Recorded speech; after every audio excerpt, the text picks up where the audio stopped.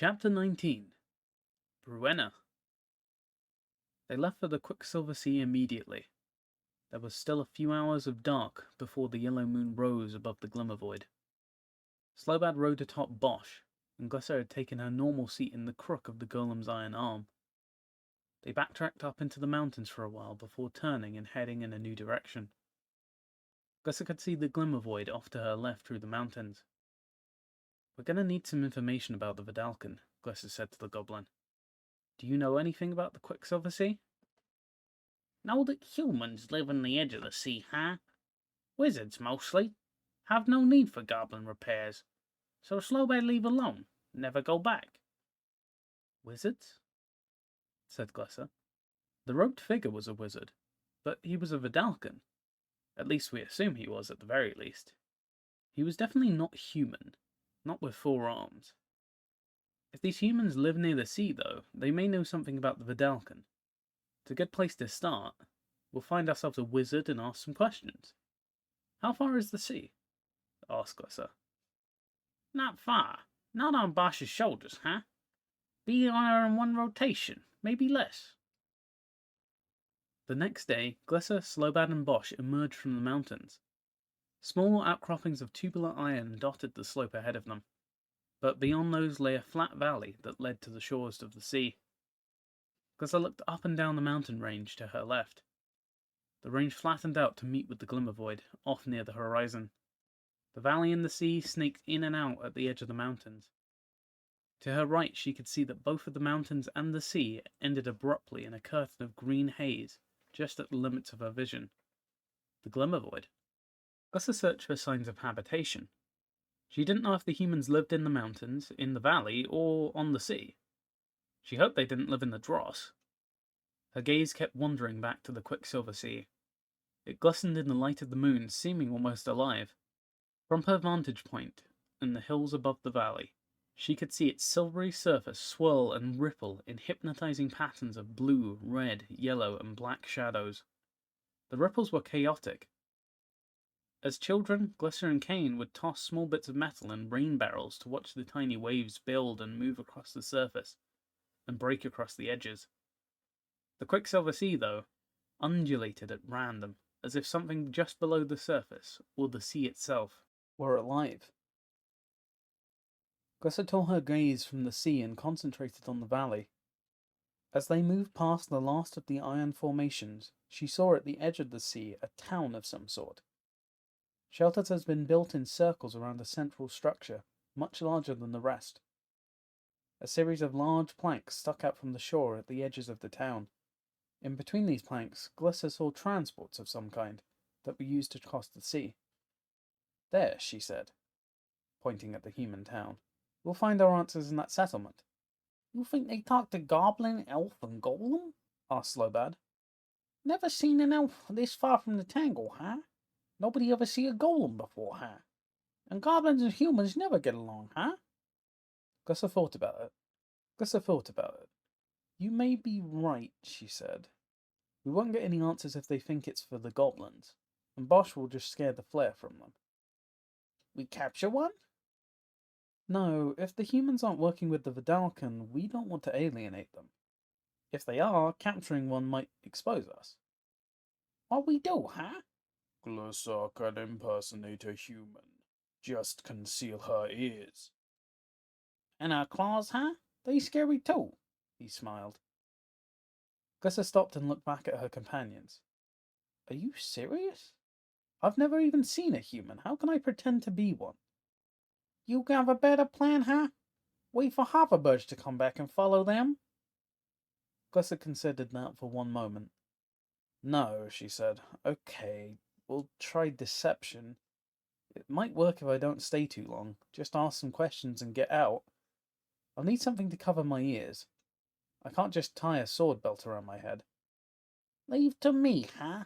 said Slobad. After the moon set, Slobad slipped into the town while Glisser and Bosch skirted around the docks, heading for several large buildings near the ships. Slobad said were used for storage. Glisser wandered around the storage shed. Several dismantled ships from docks sat inside. Glissa didn't know if they were being built, destroyed, or fixed. From their appearance, though, she could tell that they weren't Vidalcan. These ships were crude compared to the hover beasts she had fought. They looked more like something that Slowbad would build. The sides were hammered and the connections were visible. The hover beasts had been sleek and self-contained. Glissa climbed up on the deck of one of the ships. It was no more than a leather hide stitched together and strapped across a metal and bone frame. 2 large tubes of iron supported the leather deck. Glissa suspected these had been taken from the mountains. No wonder they don't get along with the goblins, she thought. The humans might have been taking goblin metal. She heard a noise and dropped to the deck, but it was just Slowbad returning. The elf clambered down from the ship and took the bundle he handed her. She unwrapped the package to find a dark, hooded robe and matching blouse and boots. "Where did you get those?" she asked. "Borrowed them, huh?" said the goblin, grinning. The clothes were nothing like Glissa had ever seen before. They smelled like leather but were supple and flowed like water in her hands. She looked closely at the material. It appeared to be leather that had been cut into fine strips and woven together. Glissa stripped of her jerkin and pulled on the new blouse from the bundle. Slowbad spun around, and Glissa thought the goblin's neck turned an even darker shade of red. "No time for modesty, Slowbad," she said as she slipped on the new shirt over her head. She pulled off her tattered boots. The cultists had done a wonderful job repairing them, but they wouldn't last much longer. She pulled on the new boots. They were a little large, so she tied them around her leg with a few strips of leather from her old boots, slipped the dagger sheath into her new boots, and stood up. "I found out the leader's name," said Slowbad, still facing against the wall. "She female named Browena. Live in big building, huh? Middle of town, huh? Big building, huh?" "You can turn around now, Slowbad," said Glissa. She pulled the cloak around herself. "I'll go pay Browena a visit." Wait until the first sun is about to rise. "Why?" asked Glissa. "She'll be alone now. This will be the best time to talk to her privately." She will not expect a guest at night. She will be suspicious. Go while she breaks her fast. You avoid the crowds, but do not raise suspicion. "Fine," said Glissa. "This is your plan. I'll wait." She pulled her hood over her head and walked to the back corner of the shed to lie down. "Wake me when it's time." Bosch shook Glissa awake. The blue sun rises, he said. Glissa looked at the metal man through bleary eyes. "What?" she asked. The blue sun. It will crest over the quicksilver sea momentarily. "Oh, fine." She walked to the door, readjusting her hood to cover her ears and most of her face. She then folded her arms inside the folds of the cloak to hide her claws. Those parts of her skin that were still visible she covered with mud, hoping no one would notice her green hue. Slowbad opened the door and Glissa peered out. Most of the ships had gone from the docks. "Fishermen, maybe? They early risers, huh? I'll leave while you sleep." "What's a fisherman?" "A man who fishes, huh?" said Slowbad. He continued as Glissa stared at him with a blank expression on her face. "You crazy again, elf? Humans catch fish. Food in sea. Bring home food to eat, huh? Man who catches fish is a fisherman." Glissa nodded. "Well, find yourself some good hiding spot until I get back, in case someone comes back needing parts." She slipped through the door and crept to the side of the shed. She saw nobody walking around in the lanes between the shelters. It looked as if Bosch was right. She turned the corner and began walking slowly and deliberately towards the center of the town, keeping her head down and hands tucked inside the cloak. She passed a few humans heading towards the docks on her way through the ring of homes surrounding the main town's building. She nodded at them as they passed, but they mostly ignored her. Glissa didn't know what fishermen would look like, but these people were all dressed in robes like her own and had an air of magic about them. She wondered if they used magic to catch the fish. She found Bruena's home easily enough. It was the largest building in the town, larger than 2 storage sheds. While the shelters surrounding it were simple metal boxes with leather curtains for doors, this building was ornate. Metal columns supported the roof. and symbols had been etched into the wall above polished double doors. Glissa climbed the wide steps that led to the doors and knocked. The door opened, and an old human female stood before Glissa. She had long white hair, and her face was almost wrinkled as a troll's. The old woman wore dark clothing similar to what Slowbad had stolen for Glissa, but her robes were dyed blue, and strands of silver ran through the woven leather. The dress glittered in the light of the blue moon rising behind her. Bruenna, I... Are you here to see Mistress Bruenna? The woman interrupted. Yes, tell her the messenger brings news from the Vidalcan. Right this way, said the woman. She showed the elf to a chair. Wait here while I tell Mistress Bruenna of your arrival. May I take your cloak? No. I am cold from my journey through the night. I will keep it on for now. As you wish. The old woman left the room. Glissa glanced around the room. It was bare. Tajnara had been resplendent in gold and silver trinkets. The entire city gleamed in the moonlight from all the polished metal. This house, though, which seemed so grand on the outside, was plain within. Bruenna's home had few furnishings of any kind, and no ornamentation on the walls or tables. For the leader of her people, Bruenna lived a simple life, thought Glissa. The old woman returned. Mistress Bruenna will see you now. Glissa followed the woman down the short corridor.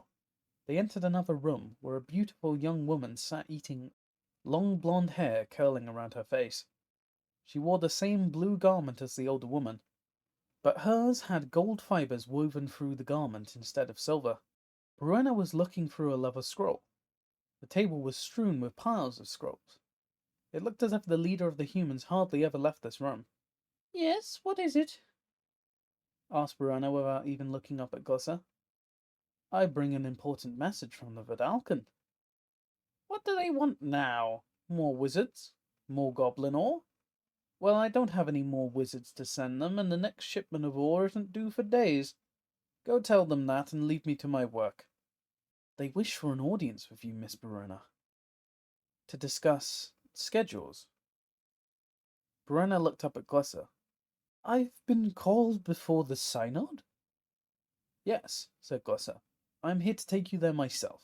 She was amazed at how well Slowbad's scheme was working. Could she really get Bruenna to take them to the Vidalcan? Bruenna was obviously agitated. She slammed the scroll down, almost toppling a plate of food. I have done everything they demanded of me. What more can they want? Perhaps more serum. The human gave her a cold stare. Who are you? Who sent you? I told you, I am but a simple messenger of the synod. Did Lord Zarvia send you?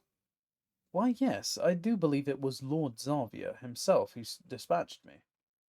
Bruenna smiled grimly. There is no Lord Zarvia. Anyone, any human, would know that. It is not a Vidalcan name. Who are you? With a quick wave of her hand, Bruenna released a ball of blue mana into the air. It expanded and washed over Glissa like a cold wind, pulling her hood back and ripping off the cloak from her body. Glissa pulled out her sword and leaped onto the table. I'm no human, but you are coming with me to this synod of yours. Bruenna waved her hand again, and a stiff wind tossed Glissa and the table back against the wall. Glissa fell to the floor amidst a rain of scrolls. Her sword clattered to the floor beside her. What in the winds are you? I'm an elf. An elf who doesn't want to kill you, but I will if I have to. She snatched her sword up from the ground and jumped to her feet. Let me see you try. Bruenna waved her hand again. You'll need a little bit more than a little wind to stop me, growled the elf. Another blast of wind slammed into her, but Glissa braced her back foot against the overturned table and held her ground. When the wind subsided, she dived at Bruenna, carrying the human to the floor beneath her. Perhaps your old servant will be more willing to take me to her Vidalcan masters, Glissa gasped, pinching her legs together to hold Bruenna in place. You leave my mother out of this. I won't let you harm her. The human brought her hands up between her and Glissa. Glissa tried to grab the mage's wrist to stop her from casting any more spells. The two women scrambled on the floor, but before she could get Bruenna's arms secured, Gussa felt a strange tingling on the back of her neck. She threw herself off Bruenna and rolled in the corner of the room. The wall erupted behind the human, showering the room with scraps of metal. Electricity danced across the remains of the tattered metal wall. A moment later, a second bolt of lightning screamed through the hole and blasted the upturned table. Eriphius, I knew you were in league with the Vidalcan. How did you call them here this quickly? How did I call them? Look at what they did to my wall! She scrambled to the other corner of the room and put her back up against the wall. You must have brought them with you. Your master assassins come to help you defeat me? Well, I've fought Eriphius before. They don't scare me. They scare the wind from me. Why would they attack you? Aren't you allied with the Vidalcan? Allies? No, we're no more than slaves. Gussa considered Bruenna for a moment. She didn't know if she could trust the human at her word. The Eriphius made up Gussa's mind for her. The tingle returned to the back of her neck. They're coming in for another pass, she shouted. Come on. The elf scrambled to her feet and ran from the room, slicing through what was left of the table with her sword. She could hear Bruenna running behind her. Gussa dived to the ground in the front room just before the next impact. When she glanced down the hall, all she could see was smoke and lingering electricity where the corridor wall used to be. Bruenna's mother ran into the room screaming, They're back! They're back! They're back! The human ruler ran up to her mother and wrapped her arms around the old woman. I don't know, mother. We must have displeased the synod. Gussa stood and sheathed her sword. It's my fault. They're after me. If you help me, maybe I can help you. Bruenna looked at her mother, then looked down the corridor at the wreckage. That would be dangerous for me and my people. More dangerous than staying here, retorted Gussa. She felt a familiar tingle. Decide now, the Eriphius are returning. Bruenna and her mother shook in fear, but the young mage found the courage to reply. Defeat the Eriphius and save my people. Then we'll talk. Fine. Once I'm outside, they should leave your house alone. I could use your help, though. The elf emerged into the blue dawn and ran down the steps. She felt, rather than saw, the human mage behind her. The pair sprinted towards the ring of shelters surrounding Bruenna's home. Gussa heard the Eriphius roar over the house behind them. See if you can slow them down with that wind of yours, she shouted as she ran. I'll try. Gussa's ears popped as the air pressure dropped suddenly behind her. She looked back and saw two Eriphius tumbling end over end backwards towards Bruenna's home. Well done. You haven't defeated them. I have friends down by the docks. They'll be able to help us if we can get there. The two women ran side by side through the town. People rushed back and forth looking for protection from the attacks. Some villagers called to Bruenna for help. Between strides, she ordered them to return to their homes. Lightning bolts flew behind them, but Bruenna's spells kept them safe long enough to reach the docks. The elf banged the door open to the storage shed and ran inside, slamming it behind Bruenna.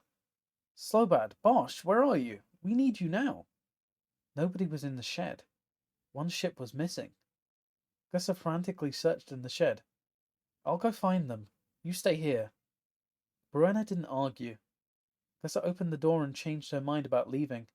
At least 10 of the silver assassins were arrayed just over the docks. They hovered there, facing the door. She slammed the door shut. We have a small problem.